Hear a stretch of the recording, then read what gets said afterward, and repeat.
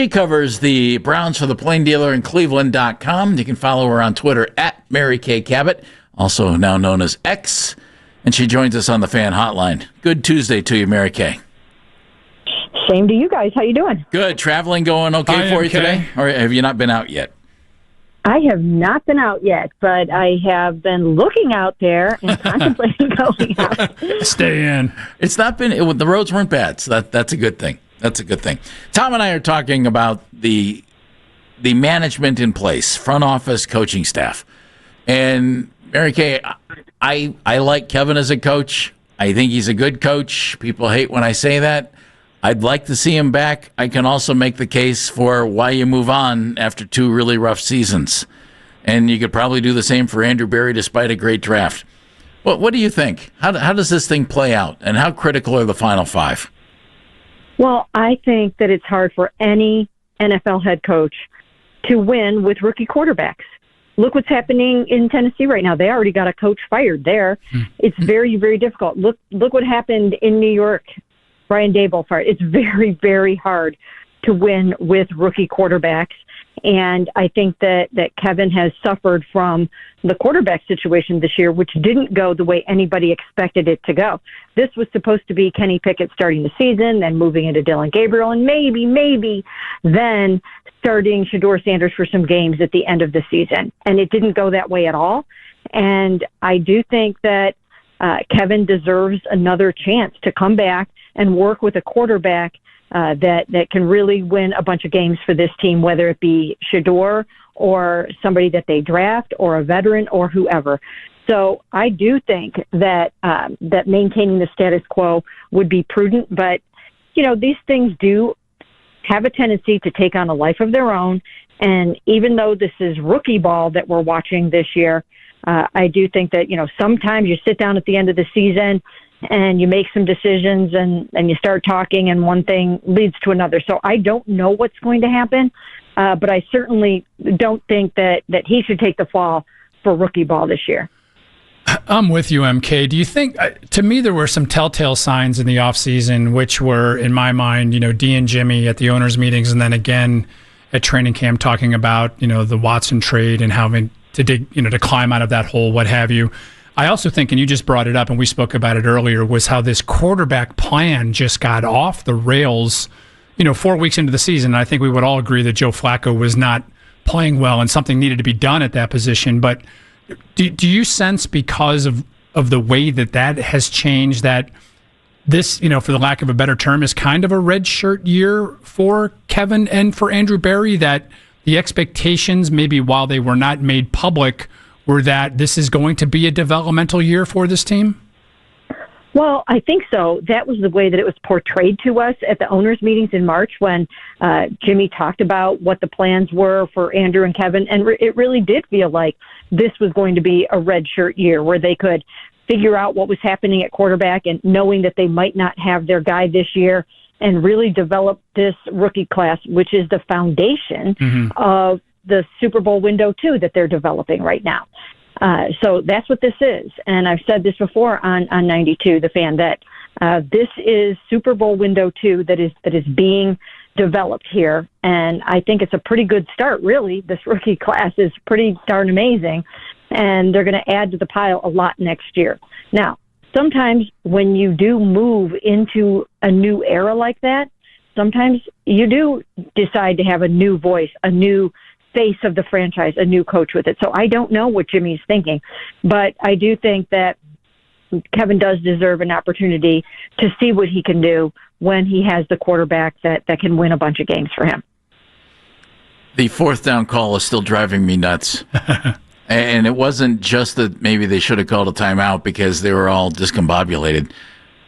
I don't grasp the analytics on that, Mary Kay. You know, the football sense, to me is your defense is pretty good. You're down by 2. Why would you give your opponent a short field like that? Does Kevin jump to that stuff too quickly? Does he not do the same thing consistently? All that said, or was that the thing to do? Well, I'm anxious to hear what Tommy Rees says about it when we talk to him on Thursday. Unfortunately, we have to wait to talk to the coordinators on Thursday, which is a long, long way after these decisions are made. Now, Kevin originally told us when it comes time to deciding actually who's going to go for it on, or what if they decide to go for it on 4th and 1, that would fall on him. But I want to hear what Tommy has to say there. I'm guessing that, perhaps it was Kevin's ultimate decision, and I don't have a huge problem with being aggressive in that moment. If it had worked, we would be praising the call. But I think really what happened there is the fact that they had so many issues on the offensive line. It was a substitution problem more than anything. Yeah. And you've got a rookie out there trying to figure out how to manage it, and that's a tall order for a rookie in that situation. But with not knowing who was supposed to be on the field when, and not realizing if you've got too many men or too few men on the field, that put Harold Fannin in dire straits there, and somebody should have probably saved him from that. Despite what I said, Tom has a perfect stat that might make you think you should go for it there. What'd you tell me before? Yeah, I got a couple. They went into the game, they were 11 of 12 on 4th downs of 4 yards or less.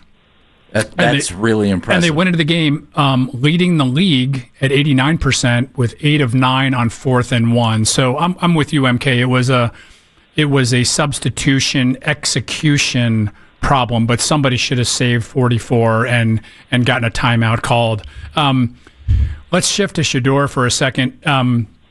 I thought the game plan, particularly in the first half, was very sound on Sunday, MK. I thought that they were not necessarily saving Shedeur from himself, but they weren't going to put him in situations where he was going to throw the ball downfield in tough conditions, and kind of dink their way down and then ran the ball and that perfectly set up the touchdown pass. But as a whole, what did you think of his first start at home and his second start overall? Well, I think he's showing some things, and I just posted a column about this and where I think this might be going and what the situation is. I think he's showing some signs that perhaps maybe he actually can be a winning quarterback in the NFL. And the things that I see that make me believe this, and why I think the Browns probably believe this to a certain extent, is the fact that he does sort of have that it factor. He's got a nice, strong arm. He's got the ability to evade the rush. He's showing some things. He's got elite accuracy, a really nice touch on the ball. I think what makes this evaluation difficult is that the offense is horrible. And I think it's hard for any quarterback right now. I think even an established veteran might have a tough time stepping in here and trying to function with the way that this offense has gone this season. I think a major reason for that is the fact that Jerry Jeudy, for whatever reason, is not himself this year. And remember, Joe Flacco said, as Jerry goes, so goes this offense. And it just hasn't worked out this season. And I'm sure it has a lot to do with the quarterback upheaval, but we saw the sideline confrontation between Shedeur and Jerry. So when your number one wide receiver is not able to contribute in a meaningful way, it's going to be tough on any quarterback. But I think he has shown signs, and he deserves a chance to keep going. I like the 1 week at a time thing. I like that because it keeps him hungry. Shedeur has, exactly. Right? I mean, he has a way of feeling like he has arrived after he wins a game, whether it be preseason or regular season, and he doesn't need to be feeling like he's arrived yet. He needs to stay hungry and just keep working at this. So with all that said, where's Dillon Gabriel stand in this? Well, I wouldn't be surprised if at some point they take a look at this and say, maybe we could just use one more game or two more games of Dillon Gabriel for more data, heading into the season. I doubt that's going to happen. I don't think you're going to see Dillon Gabriel on the field this season unless Shador has to come out of the game for one reason or another, gets hurt, can't start a game, whatever. I think that it's going to be Shador the rest of the way because I think they do see something in him and they want to know, do they need to draft a quarterback in April? They have to know that. And my whole column that I just wrote was about the fact that even if he starts the rest of these games, it's still going to be difficult to know the answer to that question based in part on what's going on around him on this terrible offense this season. But so I think Dillon will be back with the team next year. I don't know if he's going to get much of an opportunity the rest of this year.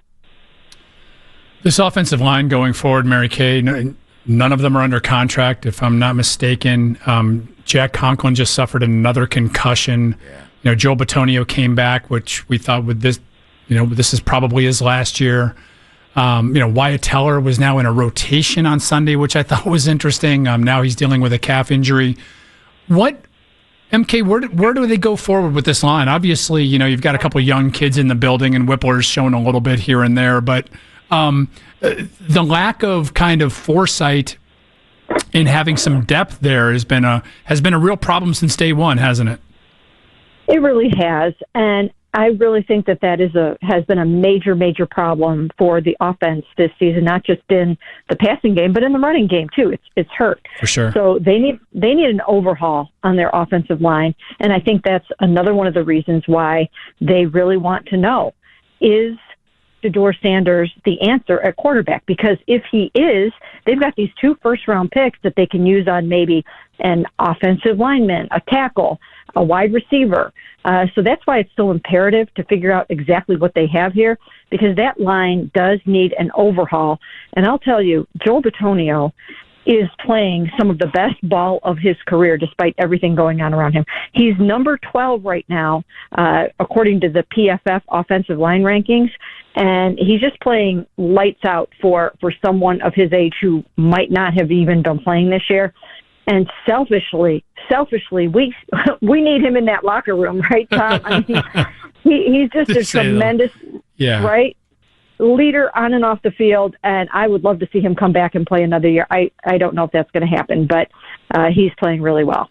If he comes back to play another year, is it somewhere other than Cleveland? No, he wouldn't do that. I think, you don't think so? No, but I think there's going to be a push here over the last 5 weeks to convince him to come back for another round. Joel, we need you, buddy.